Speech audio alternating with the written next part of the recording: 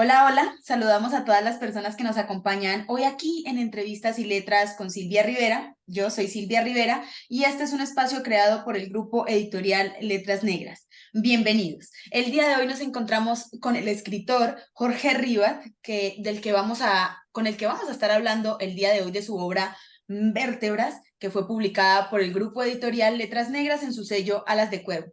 Jorge, bienvenido, el espacio es todo tuyo. Hola, gracias Silvia. Pues simplemente les quiero agradecer al Grupo Editorial Letras Negras, a ti y a la gente que nos está escuchando en este momento, puedo tomarse el tiempo. Pues ahora sí conocer un poco de mi obra y de mí. Muchas gracias. No, gracias a ti por venir al espacio. Yo sé que a veces se hace un poquito complicado porque el cambio de horario, los días, la disponibilidad es un poquito complejo. Muchísimas gracias por estar, por insistir en participar de este espacio. Yo creo que para las personas que están aquí hoy viendo este en vivo, me gustaría que nos cuentes un poquitito de quién eres tú, de tu camino hacia las letras y la experiencia que ha sido para ti convertirte en escritor. Ok. Bueno, todo comenzó cuando pues era niño. Recuerdo que mis papás pues nunca estuvieron realmente, cada quien tenía como sus actividades y mis hermanos son mayores. Entonces como que quedé a la deriva y una de las maneras que encontré como de pues, sentir un alivio con esas sensaciones que se experimentan, pues fue empezar a leer. Me refugié en los libros en pocas palabras. Recuerdo que uno de los primeros libros que leí fue el de Frankenstein de Mary Shelley y pues fue conocer otro tipo de literatura. Antes había leído cuentos, leí el Orla, algunos cuentos de Edgar Allan Poe, pero como tal, que yo me sumergiera en el camino de las letras fue de adolescente. Recuerdo muy bien el libro de Ladrona del Libro, es una novela muy buena. Entonces así fue como comencé a escribir, perdón, el hábito de la lectura. Fui buscando más y más libros relacionados con el género y después fue que decidí comenzar a escribir, porque si algo que me doy cuenta es que es sanador escribir. Eso fue ahí por el bachillerato que comencé. Y pues la experiencia ha sido pues agradable, la verdad es agradable ver como todo eso que se fue acumulando con los años por primera vez materializado en un libro. Es agradable.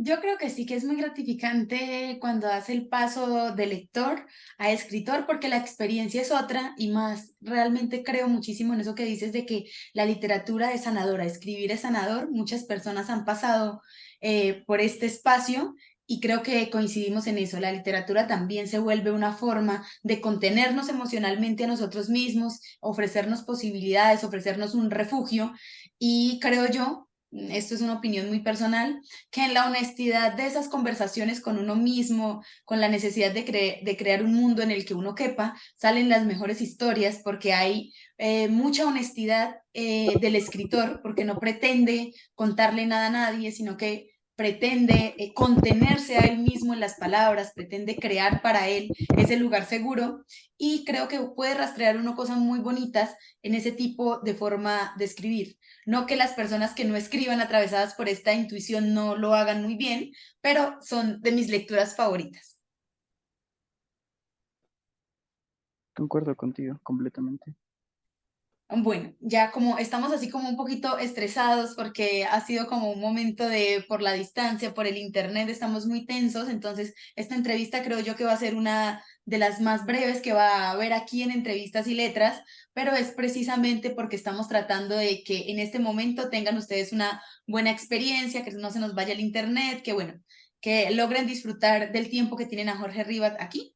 Entonces, yo creo que podríamos pasar a hablar un poquito de la escritura de Vértebras en general, porque esta es la obra que estamos presentando. Vértebras es una colección, digamos, de cuentos con diferentes temáticas. Creo que es recurrente también la idea de la soledad, la idea del aislamiento y también ciertas historias un poco no sé cómo decirlas, como que rayan de alguna manera con el terror fantástico. Yo lo pondría así por algunas de las que más me gustaron, como Un zombie en mi jardín, creo, que fue también en especial uno de mis favoritos, con que sufran los vivos. Creo que son dos historias que están muy bien logradas, son muy bellas. Entonces me gustaría que habláramos de cómo fue la construcción de esta obra y, no sé, un poquito de tus referencias y de la forma en la que tú has abordado este camino de la escritura.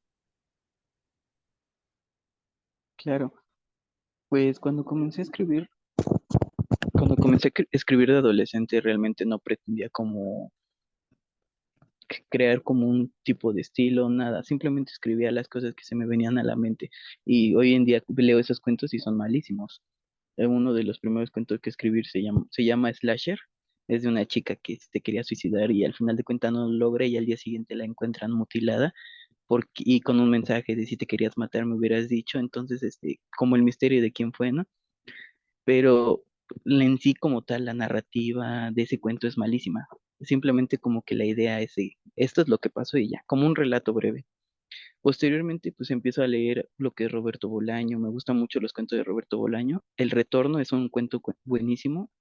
Empiezo a leer a Albert Camus o Albert Camus, lo que es el mito de Sísifo, ese sentimiento de que no hay perdón, ese sinsentido de la vida que se encuentra en la literatura de Camus, yo lo veo o trato de complementar mis cuentos con eso, el sentimiento de soledad.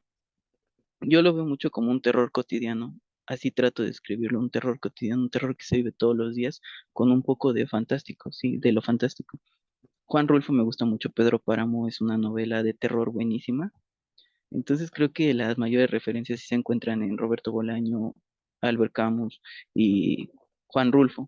De hecho, la epígrafe de Vértebras es de Juan Rulfo. Y la de Ilusión, eso cuesta caro, a mí me costó vivir más de lo debido. Recuerdo muy bien que esa se me quedó muy grabada de Pedro Páramo, porque también lo siento como una novela muy poética. Bueno, volviendo a Vértebras, cuando yo escribo el cuento de que sufran los vivos, es porque pasa un vecino y le dice a mi hermano, oye, que descanse, y le contesta a él, así con ese tono como irónico de Don Fausto, el protagonista, le contesta, no, que descansen los muertos, ¿no? Y me puse a pensar, es cierto, los muertos son los que descansan y quienes se quedan sufriendo somos nosotros los vivos, ¿no? A raíz de esa idea es que trato de desarrollar una historia de un señor amargado, un señor que todo el tiempo está frustrado por las cosas que le pasan en la vida, pero pues hay un antecedente, ¿no? Que en algún momento amó, porque no siempre fue así. Y entonces vamos poco a poco como descubriendo el porqué de este señor y es así con la gente, el porqué es así con las personas que le rodean. Y hay un zombie en mi jardín. Siempre me he dado cuenta que los asesinos o las historias de asesinos en general se salen con la suya. Sí son atrapados, pero al final de cuentas sienten como ese alivio de haber logrado lo que deseaban, que era como cometer esos crímenes. Pero dije, no, yo quiero un cuento en el cual ahora sea todo lo contrario, ¿no? Sino que el asesino obtenga como que su castigo, pero no a través de los vivos, sino a través de los muertos. Sin hacer como spoiler, pues eso es lo que pasa en ese cuento. Pero pues son los cuentos que comentas y aquí te doy la explicación. Sí, yo creo que a mí lo que me gusta mucho es, al menos de un zombie en mi jardín, si es que yo tengo como esa sensación hace muy poco. Hace muy poco me vi un documental que se llama Garavito. No sé si tú conozcas, este es un asesino serial colombiano muy famoso, mataba niños, en especial niños entre los 8 y 12 años, solo hombres, y mató más de 200 niños alrededor de toda Colombia.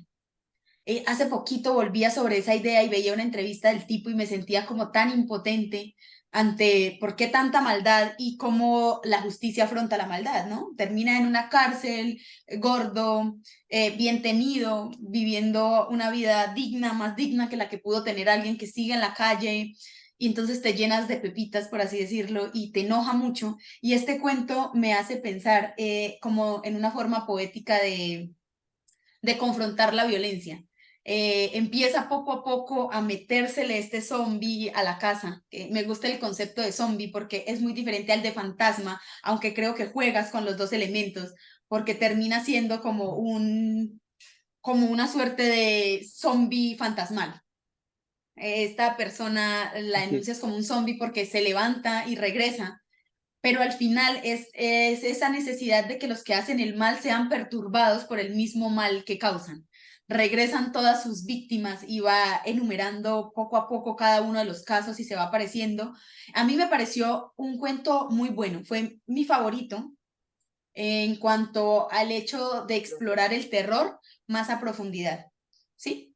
Porque creo que es muy difícil hacer terror, pero como latinoamericanos estamos muy permeados por toda la idea del terror y creo que aquí para mí materializa de alguna forma ese deseo que tenemos eh, de venganza sin que sea explícita, ¿no? No se está vengando de nadie, pero nos está dando la satisfacción como lectores de disfrutar de ese momento, de decir, por lo menos va a pasar los últimos días, los últimos momentos de su vida siendo perseguido hasta la locura por todas estas crímenes que ha cometido. Y esa es una justicia mucho más poética que puede ser la justicia de la vida real, que resulta decepcionante en muchas maneras. Y creo que eso es lo lindo que tiene la literatura, que te puede dar muchas maneras de satisfacer ese deseo que yo le llamo justicia, pero mi justicia literaria siempre tiene un tinte de venganza. Sí, creo que aprecio mucho esa posibilidad de que haya redención dentro de la literatura, ya que en el mundo real no se puede. Estoy de acuerdo contigo en todo lo que comentas. Eh, Me doy cuenta de que en la literatura podemos lograr muchas cosas que en la vida real no. No solamente como vengarnos, ¿no? Simplemente enfrentar nuestros temores, porque creo que la mejor manera de enfrentar el miedo es con el propio miedo, ¿no? Con el propio terror. O sea, yo no me pongo a leer literatura, no me pongo a ver películas de terror con la idea de quedar traumado, simplemente como que sentir ese alivio de decir, ok, esto está pasando en una película, salgo del cine, no termino, cierro el libro y me siento aliviado. Entonces, de igual manera, cuando escribo no es como con un deseo de venganza, pero sí de sentir el alivio de que el temor es algo que nos rodea a todos en menor o mayor grado, el temor está siempre acompañándonos y saber enfocarlo creo que es lo maravilloso. Hay escritores contemporáneos que yo admiro mucho, desde Gerardo Lima, Bernardo Esquinca, Mariana Enríquez. O sea, son como de mis favoritos esos escritores. Son latinoamericanos, y yo los admiro y sí los sigo mucho y también tomo parte de su obra para inspirarme. Las cosas que perdimos en el fuego de Mariana Enríquez es un cuento que me ayudó bastante a, a saber plasmar el terror cotidiano y latinoamericano. Porque sí es un terror muy diferente. O sea, en todos lados se cometen crímenes, en todos los lugares vivimos escenarios atroces. Pero el terror latinoamericano es como muy tradicionalista. No es nada más es escribir terror por querer asustar, simplemente es escribir terror para poder como plasmar parte del mundo real en el cual nos encontramos. Y que el mundo real latinoamericano incluso puede ser mucho más perturbador que lo que uno logra plasmar en su literatura. Creo yo que muchas veces me he encontrado así como pensando, voy a escribir una historia súper loca, que uno dice es que atroz, y decido adrede googlear alguna noticia similar y me aparecen muchas. Y voy y digo, me decepciona mi propia imaginación porque no es capaz de ir más allá de lo tan violento que puede ser este territorio. Y te das cuenta que, que esa tradición del terror solo por asustar no aplica para nosotros porque como latinoamericanos siento que el terror ya no nos da solo susto. La vida real puede ser más terrible que la literatura y eso implica que para escribir para latinoamericanos desde una perspectiva del terror hay que superar de alguna manera el terror tradicional.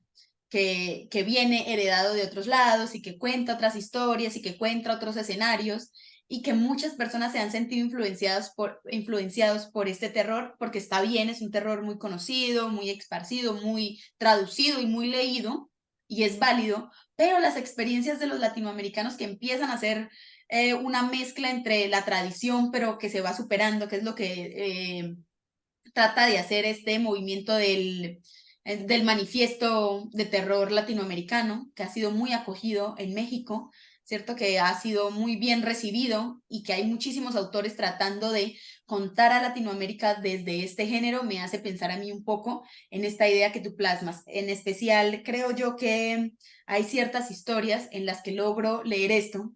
A diferencia tuya, no pienso que hayan cuentos que sean malos, ¿cierto? No creo que haya algo como la literatura mala. He tenido que dar una pelea conmigo misma para dejar de entender a la literatura como algo bueno o como algo malo, porque no creo que pueda caber esa categoría. Todas las personas tienen maneras de contar, algunos con más experiencia que otros, algunos más apegados a las tradiciones, porque cuando hablamos de literatura buena o mala, también nos referimos mucho a las tradiciones, a qué tanto se parece a los hitos de la literatura, a esos grandes que jugaron con ciertas cosas, como con técnicas, como con formas, que son importantes.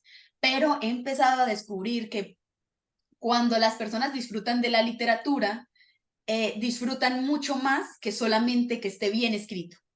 Se disfruta que te cuente algo, se disfruta cualquier detalle. Muchos detalles de una obra se pueden disfrutar sin que ésta esté canónicamente escrita, porque también se pone uno a pensar que los grandes textos literarios también están atravesados por una cantidad de sesgos, por lo general.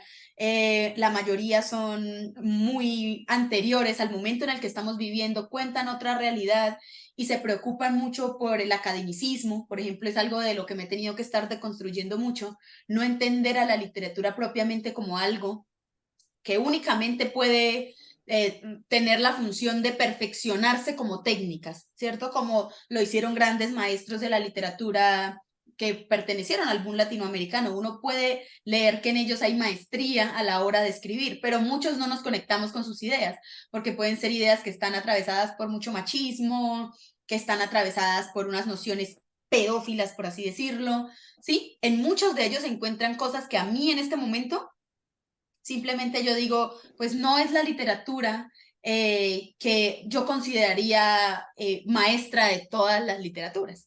Pero caemos como en esa idea de decir, no, es que escribía muy mal, ¿cierto? Pero yo me he enamorado de textos que si bien en la forma no son excepcionales, te hablan con tanta intimidad, te cuentan esos secretos, te transmiten emociones humanas que se cuentan en un espacio muy íntimo. Y eso me parece a mí valioso y he tratado de hacer el ejercicio muy consciente de no calificar ninguna literatura entre buena y mala. Siempre hay algo que se le puede encontrar a un texto, como hay algo que siempre se puede opinar acerca de él, una experiencia del mundo viene a través de él y es el pensamiento de alguien particular.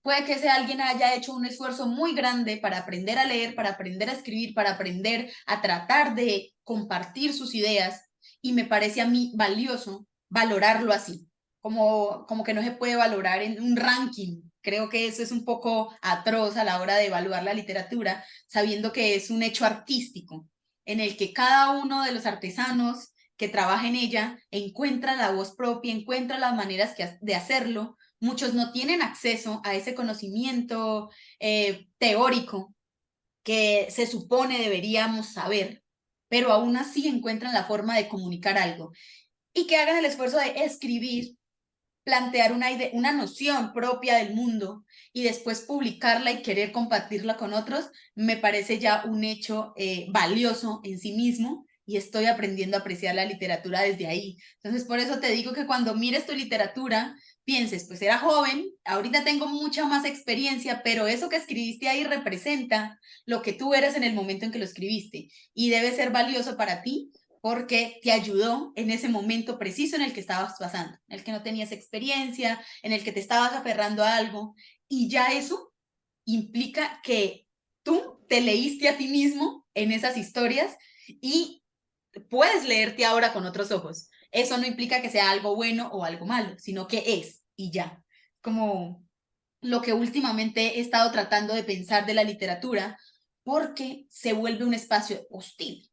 ¿Sí? Entrar al mundo literario se vuelve un espacio hostil en donde todo el mundo quiere darte una crítica constructiva de forma agresiva.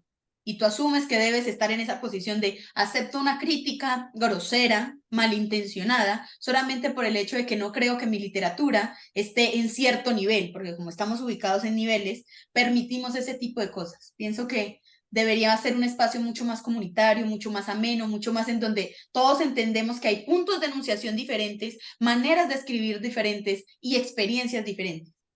Que eso ya es como un universo distinto a como ser tan grotescos de romperle los sueños a otros de manera agresiva.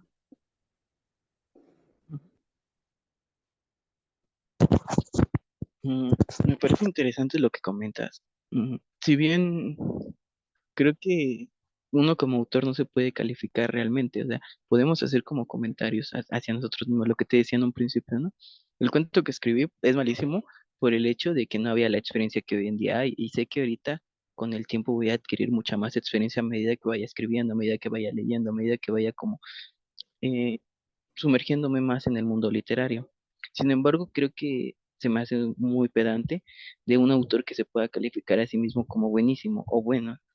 Yo creo que yo considero mis cuentos algo decente, porque quienes te pueden decir si eres bueno o eres malo de una manera decente sin llegar a la agresión como comentas, es la misma gente, la misma crítica. O sea, pones, yo me pongo a leer, a ver, ¿no? Supongamos, ves los libros de Paulo Coelho, de muchos escritores que consideran basura, así se consideran por la mayoría, o malos escritores, libros así muy malos. Yo me he dado cuenta, yo leí El Alquimista y es un libro bueno, de cierta forma. El final no me gustó para nada. Y la parte en la que te quieren vender como superación personal en una obra literaria, no se me hace, no concuerdo con eso. Sin embargo, creo que al abrir nuestra mente, pues algo bueno podemos encontrar de todos los cuentos, de todas las novelas, de todos los ensayos, algo bueno podemos encontrar para nuestro haber, siempre, sin duda. Yo abro mi mente y sí, muchos podrían criticar a tal escritor, pero hasta que yo no lo lea puedo formular mi propia crítica.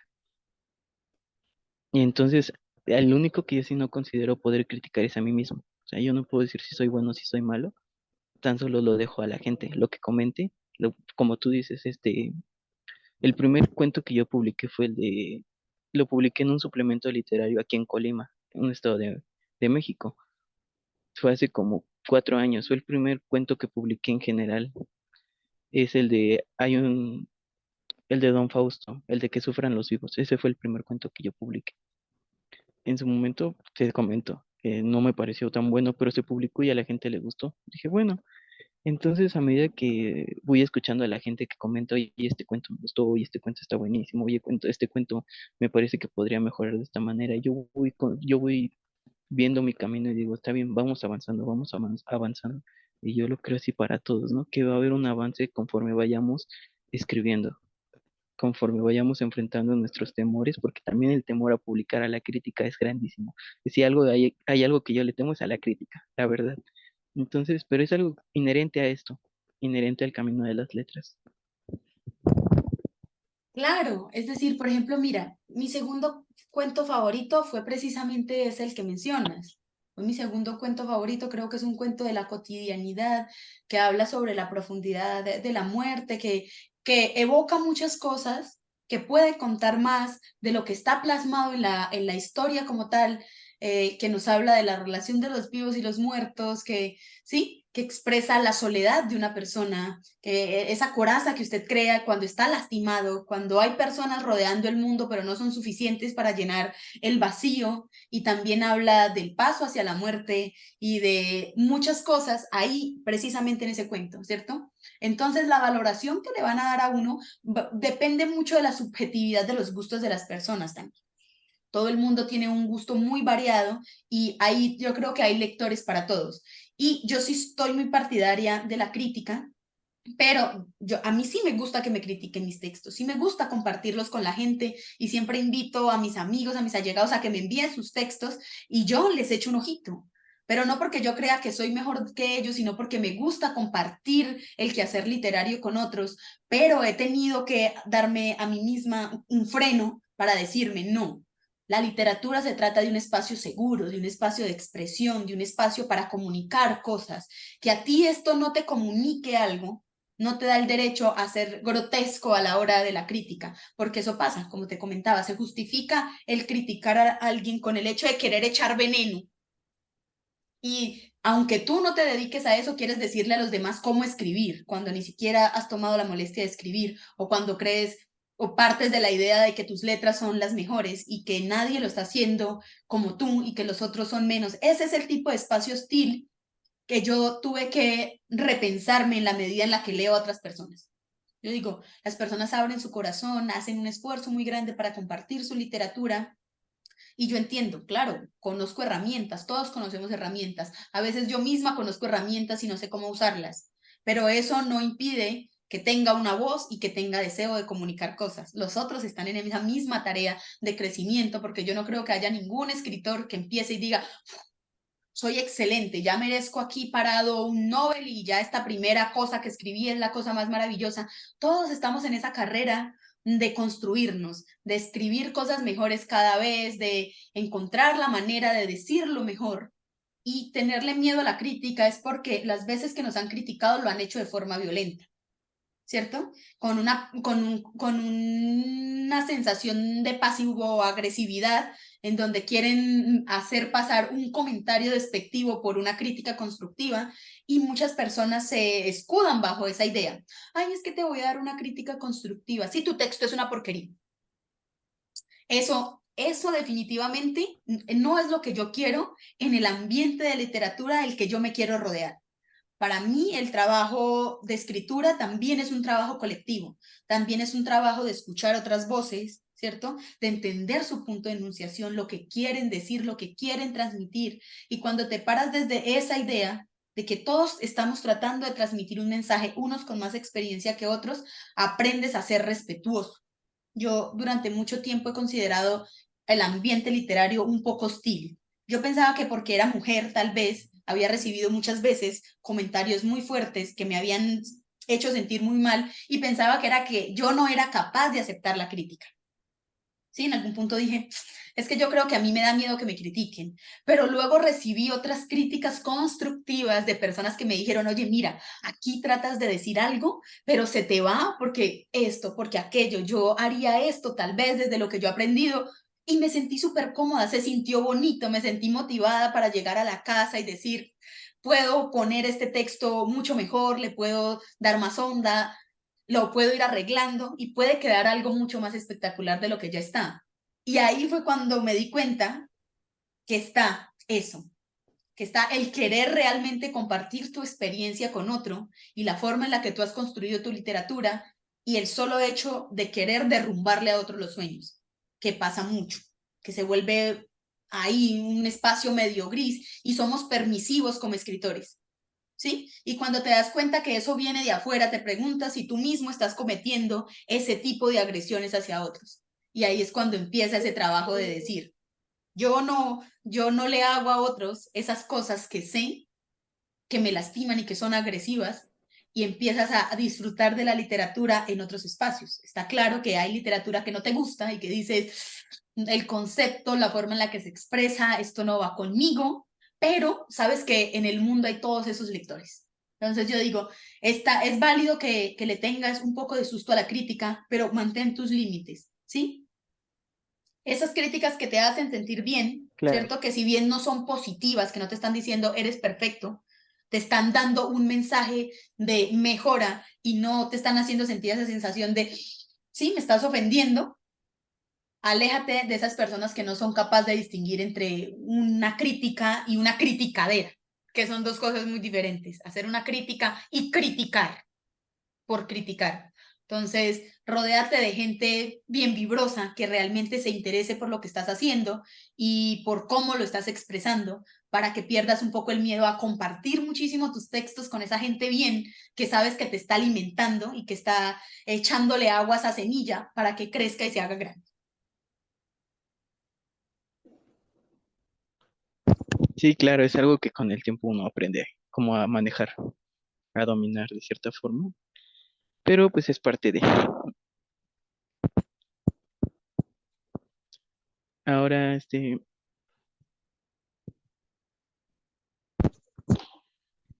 algo más que se tenga que saber, otra pregunta. Pues yo ya pregunté, evidentemente el texto tiene muchísimas otras historias que también son interesantes, como la primera, que creo yo que la primera le da origen al nombre de el texto, no sé si me lo inventé, pero creo yo que esa escena final en donde ahí está su madre toda, dices como, y que se le ve todo, yo dije, esta escena le dio nombre a esta historia, no sé por qué, pero Yo lo pensé así, dije definitivamente para mí el nombre sale de ahí. Si no sale de ahí, me gustaría saber de dónde sale el nombre, porque yo lo asocié así, ¿cierto? Al final de la primera historia, en la escena de la madre y acá toda, no quiero hacer mucho spoiler, y que se le sale la vértebra, y dije, esa escena seguramente para mí fue impactante y queda acorde con el nombre, pero me gustaría saber de dónde sale el nombre, porque tu cara me dice que no fue de ahí. No, estoy escuchándote y es sorprendente el escuchar lo que el cuento para muchos puede significar, porque eso también es una parte de la literatura, ¿no? Lo que tú comentas, para mí puede significar una cosa, para otros otra. Entonces es maravilloso eso, por eso me quedé escuchándote que detenidamente dije, ok, esa es su visión del cuento, ¿no? Y sí, es muy parecido, va acorde a lo que comentas.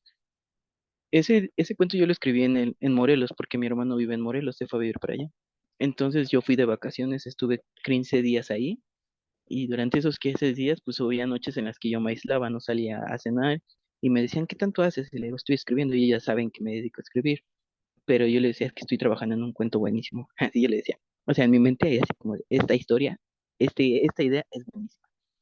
Entonces yo me ponía a escribir, pero cada vez que salía en la noche veía un campo así, todo oscuro, veía los perros callejeros ahí como fantasmas también deambulando por esos campos, y la noche, así un campo infinito de estrellas. Entonces dije, esto es bonito, es algo maravilloso, pero también si le ponemos desde otra perspectiva, es sombrío. Si está lleno de soledad, simplemente lo que hace es ensanchar la soledad dentro de cada uno. Entonces, yo comencé a escribir este cuento y precisamente me gustó mucho la palabra vértebras. O sea, no sé, en ese momento me pareció una palabra muy bonita, vértebras. Y ya lo tuve que desarrollar para que al final pues diera nombre a este cuento, vértebras. Esta mujer se traslada al estado de... O sea, esa soledad que yo vivía en ese momento de estar con mi familia pero sentirme solo, la transmití en ese cuento de esta mujer que llega al estado en el cual su mamá nació y todo el tiempo le platico que era un lugar bonito, maravilloso, y ella se va con esa idea de que va a vivir una vida muy bonita en ese estado, ¿no? Ese nuevo lugar en el cual su mamá creció, pero se da cuenta de que siempre buscó un fantasma, el fantasma de su madre, y no un fantasma literal, ese recuerdo de lo que ella le transmitía esas noches de felicidad, cuando ella le comentaba que creció en un lugar donde había arroyos, donde conoció a su primer amor, y darse cuenta de que abandonó a su hija para volver con esa persona a su primer amor. Y tuvo dos hijos y después como que todo coincide para que se encuentre con el fantasma, y no solo con el fantasma del recuerdo, sino con el fantasma, más bien con el cuerpo de su madre, y decir, wow, o sea, qué pequeño es el mundo. Entonces, para mí es como eso de, como tratar de transmitir ese sentimiento de soledad y siempre estar buscando fantasmas, fantasmas de nuestra memoria y aferrarnos a una idea. A la idea de lo que fue bonito en algún momento puede volver a hacerlo, pero no es así. A veces es como superarlo y madurar y lo que sigue. Esa es como que la idea y así se escribió este cuento del de vértebras. Y que para mí esa fue una historia que me dio mucha impotencia, porque si bien todo se alinea y al final ella dice como, "Bueno, pues lo que fue, al final dices, pero te abandonó, se fue, armó una nueva familia y vivió con su nueva familia y tú le valiste, fuiste por la vida con los recuerdos, con la zozobra de ese amor que desapareció, con esa pérdida y al final, ¿qué? ¿Cierto? Yo creo que yo soy una lectora que busca finales felices, no sé si finales felices o al menos finales, porque me gusta sentir como esa satisfacción de, no sé, de logro, esa sensación de que al final recibes algo por todo el sacrificio que has atravesado. Me parece muy poético eso de que termine siendo precisamente esta persona la que viene rememorando ese fantasma que la persigue, que termina encontrándolo a ella, o sea, ella no logra encontrar a su mamá la encuentra en la peor de las circunstancias, ¿no? Teniendo una vida, no sé si feliz, porque no creo que haya sido feliz, porque hace referencia precisamente a la imposibilidad de esta mujer de regresar, que ya el tiempo no fue suficiente para volver y tal vez vivió con el fantasma de su hija también. Es una historia en donde tú dices, tal vez también se podría hablar desde la perspectiva de la madre para saber qué pasó, porque solamente tenemos la perspectiva de la hija, y que ni siquiera creo que se consolide como hija, porque creo que la dejó muy pequeña, simplemente te deja esa zozobra del abandono, pero logras tener recursos muy poéticos que vas volteando para que terminen confluyendo todo en el mismo lugar y tenga sentido y si haya un cierre de alguna manera, un cierre en el que dices, bueno, por lo menos esta chica no va a seguir recorriendo de lugar en lugar cargando esta soledad y esa penumbra que la llevaba, porque ya el fantasma de su madre descansa en algún lado. También me gustó ese cuento. Yo creo que no se convirtió en mi favorito porque yo necesitaba venganza. Venganza literaria. Tal vez soy una persona que busca todo el tiempo venganza literaria y tal vez sentí yo que la chica como que lo aceptó muy tranquilamente, ¿cierto? Fue como al final de las circunstancias de la vida son así y tal vez la vida es así y rehuyo de la posibilidad de que la vida tenga ese sentido tan poco poético a veces de bueno, sí, las cosas pasan así. Tal vez rehuyo de eso y por eso la literatura se vuelve un buen refugio en donde inventarme cómo quisiera yo que sean las cosas. Puede ser, ese tipo de perspectivas hacen que uno se enamore de unos cuentos y de otros no a lo largo de la lectura, pero en general yo te puedo decir que a mí tu obra me parece que transmite una vibra, como te decía, como un explorar bastante la soledad, te lo dije en un principio, como que esa explorar, como el sentirse solo y aceptar que está bien ese sentimiento de soledad y lo mezclas con otros entornos y te dije, lo atraviesas por un aire fantasioso también, que también me gustó mucho, porque creo que el hibridaje entre distintos géneros, de eso resulta antologías, novelas, historias muy chéveres porque te permite mezclar varias cosas, como la emoción que viene de un mundo que no es real, pero con la sensación de que la realidad lo atraviesa profundamente. Entonces yo creo que para hacer una compilación de cuentos de diferentes lugares, de diferentes momentos, ¿cierto? No todos creados en un solo bloque, de diferentes momentos, no siento que haya como este antes y este después en la forma de percibir el mundo, creo que hay una constancia en un sentimiento que exploras a lo largo del tiempo y eso me gusta. Porque, como te digo, puede uno hacer una lectura no solamente de la historia, sino también de la persona. Y eso es algo que a mí me gusta hacer y creo que tengo buen ojo, a veces falla, a veces no. Y es que trato de hacer lectura de la persona que escribió a través de lo que escribe. ¿Sí? Y no una lectura de decir, ay, es que él es este personaje, no. Es a través de, me está contando algo por lo que está atravesando, que eso va en el fondo, en la parte más baja de las historias, como un resto de una sensación que te transmite a lo largo del texto y que te permite saber qué sensación atravesaba el escritor como con más recurrencia en su historia. Y eso es un ejercicio que siempre trato de hacer en mis textos, como de tratar de observar quién está detrás de la obra. Y ahora que tengo la oportunidad de saber más de ustedes, como que en mi mente estoy haciendo ese balance. Ah, bueno, le atiné, no le atiné, leí otra cosa, transmite muy bien una idea, pero no era lo que estaba sintiendo. Pero en general creo que es un ejercicio bueno no despersonificar, no sé, las historias, ¿sí? Como no pensarlas sin alguien que las está viviendo y las está sintiendo y las está construyendo para ti, porque también le quita parte de lo emocionante de la literatura y es la literatura como hablamos como terapia, ¿no? Como alguien que encuentra allí un espacio para ser más libre. Y yo persigo eso, persigo la libertad que los autores encuentran en escribir. Es una de las cosas que más me fascina de la literatura, es tratar de pillar quiénes son ustedes a través de sus textos.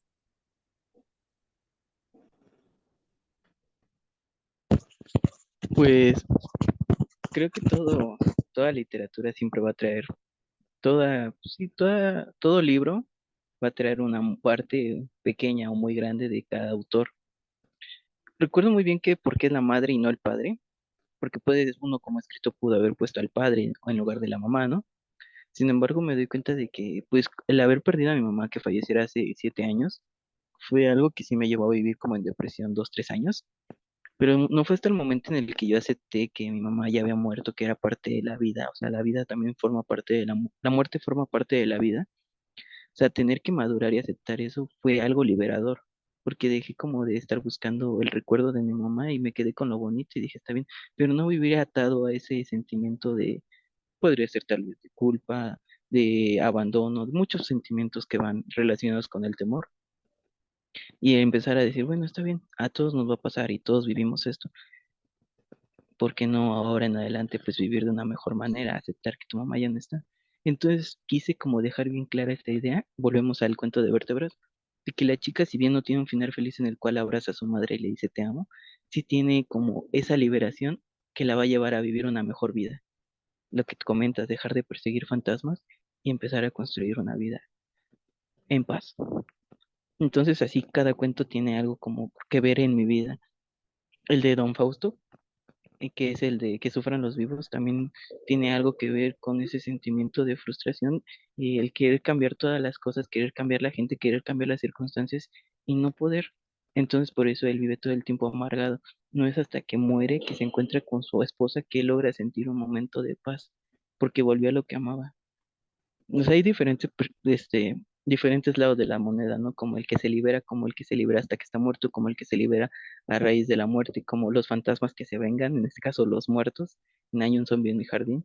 Y hay otros cuentos, por decir, el de la ausencia de todo. Es un cuento que a mí me pareció maravilloso escribirlo, porque ese se publicó en una antología.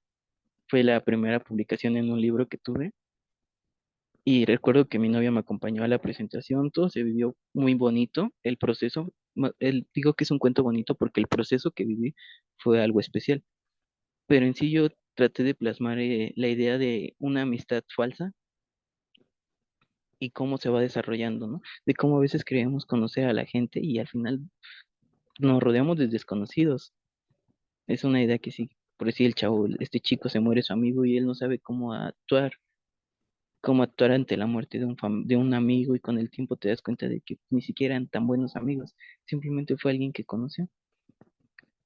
Tal vez no sea tan espectacular, pero si nos ponemos a analizar cuánta gente conocemos hoy en día que decimos querer, que decimos como que forman parte de nuestra vida de una forma especial y no, o sea, solamente es como algo superficial.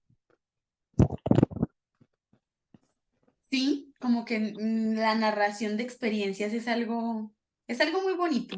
Creo que el material propiamente no autobiográfico, pero sí que tú hayas atravesado por esos sentimientos permite que haya mucha fluidez. Por ejemplo, esta idea de murió alguien y cómo me siento ante la idea de la muerte de alguien, a mí me fascina mucho porque soy una persona muy parca en ese sentido.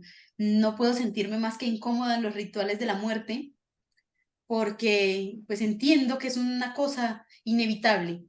Me acompaña desde siempre la idea de la muerte, es decir, te vas a morir, es lo único certero que ocurre en la existencia, es algo que en algún momento le pasa a todo el mundo.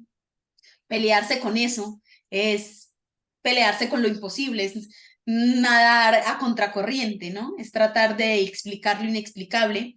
Y como somos un continente en donde el ritual de la muerte es tan profundo, a veces suelo sentirme muy incómoda en ese ritual.